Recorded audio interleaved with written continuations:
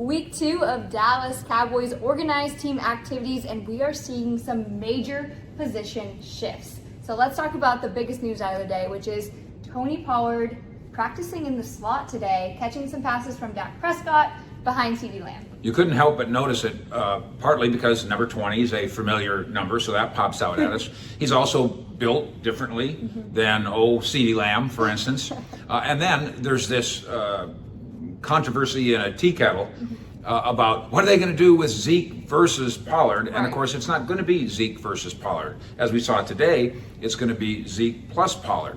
Now, some of this might have been the result of a number of other wide receivers being unavailable. Michael Gallup, of course, we might not see till September. And then we didn't have James Washington practicing quite yet, still tendonitis in his left foot and ankle. And then Tolbert, the rookie, who they really like here, he did not work today. So that might have contributed to some degree to Tony Pollard as a slot guy. But behind CeeDee Lamb, the number 2 slot guy at practice today, was running back Tony Pollard. Some creativity there by the Cowboys. Maybe they're going to get that Deebo Samuel in Dallas kind of thing. There's a way to do Deebo Samuel. Now, not quite. There's a way to be Deebo-esque. Deebo-esque. Nobody's quite Deebo Samuel. No question about it. His visit at a Mavericks game with Dak Prescott notwithstanding, and of course, Deebo Samuel has put on social media a couple times how much he likes the idea or whatever. But the Cowboys would like to find a way to have a $2 million Deebo light, if you will, rather than go grab a $20 million Deebo that would cost you not only the money, but a first-round draft pick and maybe more. Well, we did see Michael Gallup working on the sideline, obviously coming back from that ACL tear. He had surgery the offseason. As we know, he doesn't have a timeline, like a set timeline. Of course, his goal is week 1. Mike McCarthy says, we're going to talk about his timeline once Cowboys training camp rolls around next month. How big would it be to have Gallup during that really hard stretch of the schedule in the beginning of the season? Yeah, and at first, the rehab had people saying, he could be back for the start of training camp. And then you talk to medical people, not necessarily associated with the Cowboys, just in general, and they go, that's not a realistic timetable. And the start of training camp, which is July 25th, 26th, we'll be there. We'll be there. In hey, Oxnard. That's not realistic. So now you start talking about the idea of week 1. And what McCarthy said to us the other day was he kind of is looking at the return of Michael Gallup as a bonus. And that's probably psychologically a good way to do it. That way you're not counting on him. But it does mean you're counting on Washington. It does mean you're counting on Tolbert. And then more than anything, especially because of the departure of Amari Cooper, you're really counting on CeeDee Lamb. And you can't have a CeeDee Lamb game where he has 1 catch anymore. It won't work. You can't have a CeeDee Lamb game where he has 2 drops in a game. That won't work either. This quarterback, Dak Prescott, has enormous confidence in CeeDee Lamb, the player, and the person. And we know that from having a semi-private visit with Dak.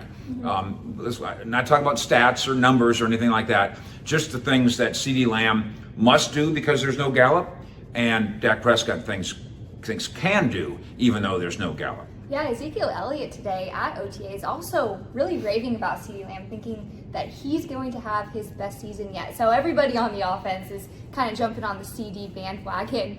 When we look at the Dallas Cowboys offense, do you think it is hands down, undoubtedly, the best offense in the NFC East division?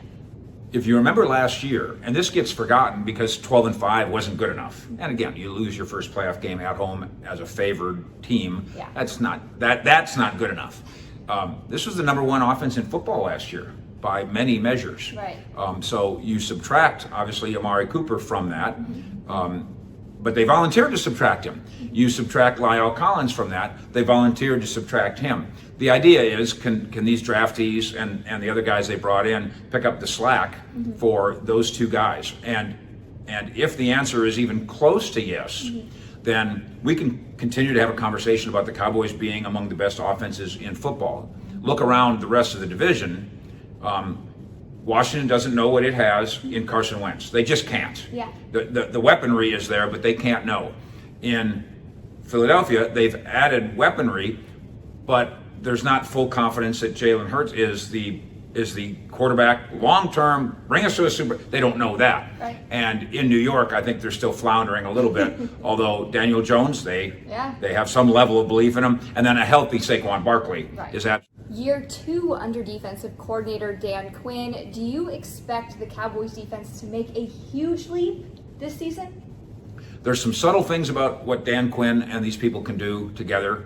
I'll give you a subtle one. Okay. Leighton Vander Esch, who people are kind of forgetting how pretty good he was, comes back here on an extremely cheap contract, a bargain. This is a good football player on not a veteran's minimum, but pretty close.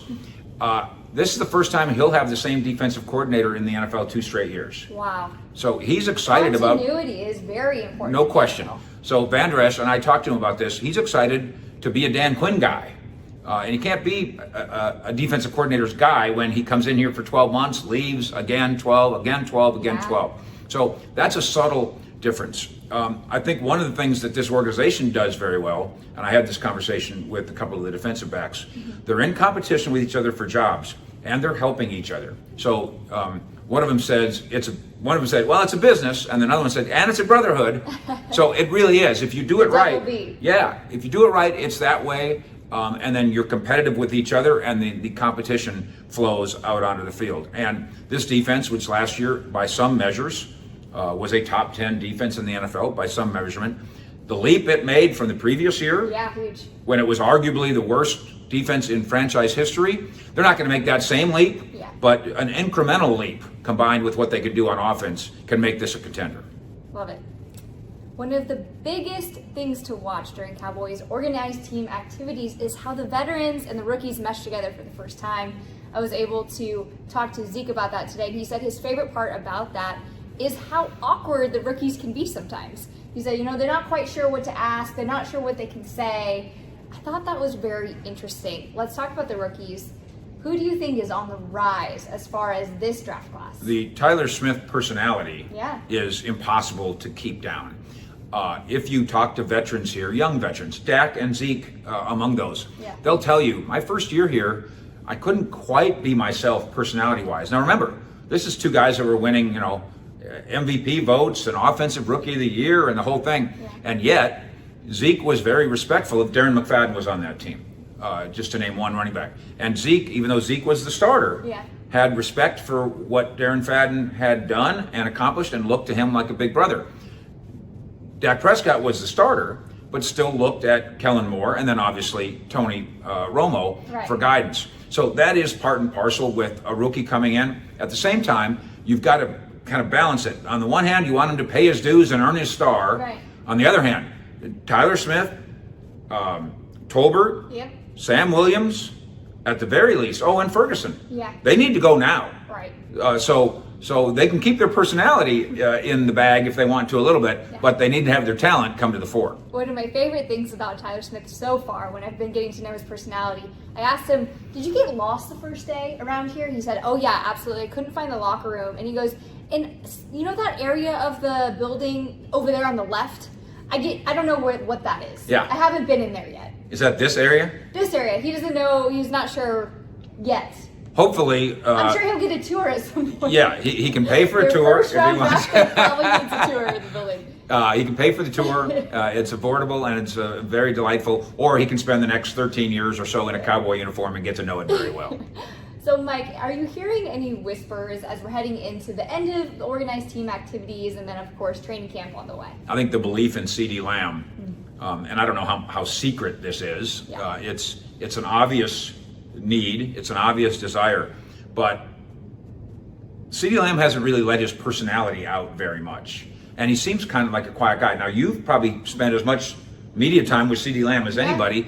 His charity work, of course, Bree was involved in it and visited with him on that. But I think CeeDee Lamb's going to have a personality bust out. And I think that the world's going to come to realize that not only does he have potential to be a superstar at wide receiver, he also has the potential to be a superstar as a person. And the guys that are getting to know him better now, he's been here since 2020, but just getting to know him, including Dak Prescott, locker to locker now, they are discovering that CeeDee Lamb as a person might be a superstar as well. Sometimes when players are a little bit more soft-spoken and it takes a little bit more to let them open up a little bit, that's when those bonds are really formed. It's easy for Micah Parsons' personality. He bursts into a room. Ezekiel Elliott bursts into a room. Tyler Smith.